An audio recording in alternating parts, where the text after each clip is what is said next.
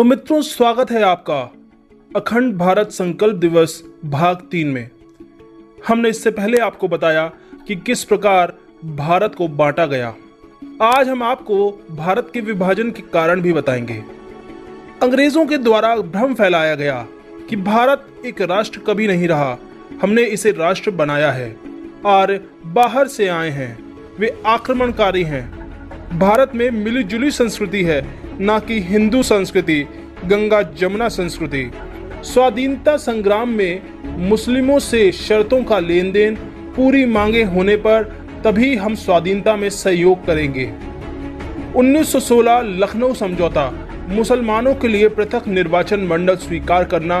1918 खिलाफत आंदोलन, अंग्रेजों ने तुर्की में खलीफा को हटाया तो भारत के मुसलमानों ने आंदोलन किया। कांग्रेस ने इसमें सौदेबाजी कर सहयोग देने का काम किया। 1921 में केरल में मोकलाओं द्वारा 1500 से अधिक हिंदुओं की हत्या, 2000 से अधिक का मतांतरण करने पर भी कांग्रेस नेताओं की उदासीनता। 1926 में स्वामी श्रद्धानंद की हत्या करने वाले अब्दुल रशीद को गांधी जी द्वारा सच्चा धर्म प्रेमी बताना। अलीगढ़ मुस्लिम विश्वविद्यालय, सर सैयद अहमद खान, इन्होंने मुस्लिम कट्टरता को बढ़ाने का काम किया और यह विश्वविद्यालय आज भी यही काम कर रहा है। मान बिंदुओं पर समझौते। 1923 काकीनाडा कांग्रेस अधिवेशन में पंडित पुरस्कर द्वारा वंदे मातरम गाए जाने पर मोहम्मद अली का विरोध करना और बाद में समिति बनाकर कांग्रेस ने वंदे मातरम के 2 पद ही गाने का निर्णय लिया। तिरंगे के रंग भी संप्रदाय के आधार पर ही तय किए गए। गौ हत्या पर कांग्रेस का उदासीन रवैया, मस्जिदों के आगे बैंड बजने पर आपत्ति, मुस्लिमों को खुश करने के लिए महाराणा प्रताप, शिवाजी, गुरु गोविंद सिंह आदि का महत्व कम किया गया। 1934 नागपुर साहित्य सम्मेलन में गांधी जी ने शिवा बावनी को सांप्रदायिक घोषित करवाया। गांधी जी ने संस्कृत निष्ठ हिंदी की जगह उर्दू निष्ठ हिंदी की वकालत की। राष्ट्रवादी मुसलमानों की उपेक्षा। एक समय जिन्ना राष्ट्रवादी था, परंतु उपेक्षा के चलते घोर सांप्रदायिक हो गया।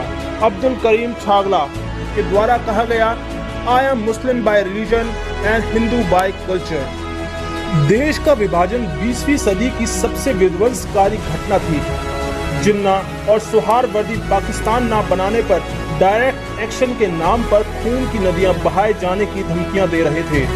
सीधी कार्रवाई में हजारों हिंदुओं का कत्लेआम किया गया। विभाजन में 1.5 करोड़ के लगभग लोग अपनी जड़ों से दूर हुए। हिंसा में लगभग 10 लाख लोगों की मौत हुई और 1 लाख के लगभग महिलाओं की हत्या या बलात्कार हुए। 1952 तक 25,000 अपहरण की गई महिलाओं को आजाद कराया गया।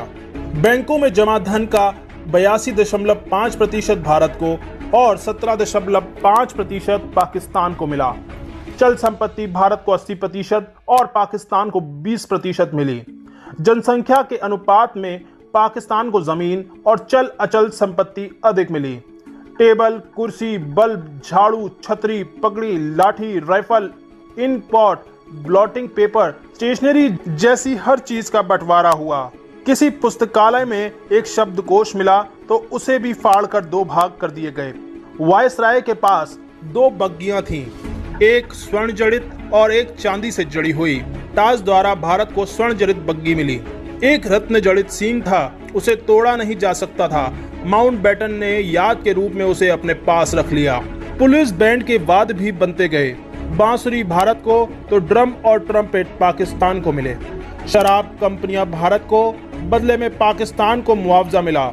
और इन सब के साथ कड़वाहट, हिंसा, घुसपैठ, आतंकवाद पाकिस्तान की ओर से भारत को मिला, जो आज भी जारी है। तो दोस्तों, हम जानते हैं कि आपके मन में भी एक प्रश्न उठता होगा कि क्या विभाजन टल सकता था?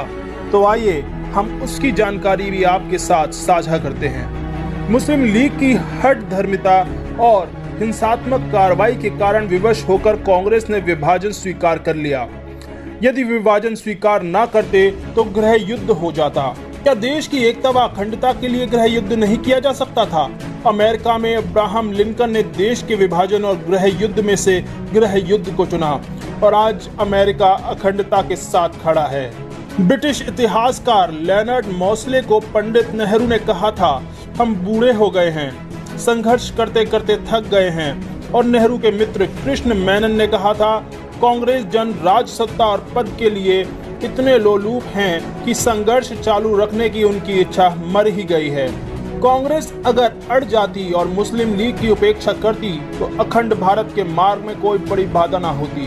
अंग्रेज विभाजन की तय तिथि जून 1948 से पहले ही 15 अगस्त 1947 को कर दी गई, ताकि कांग्रेस और मुस्लिम लीग को पुनर्विचार करने का अवसर ही ना मिले। साथ ही देश के विभाजन के विरुद्ध कोई प्रभावी प्रतिरोध खड़ा ना हो सके। संघ की शक्ति भी उस समय कम थी।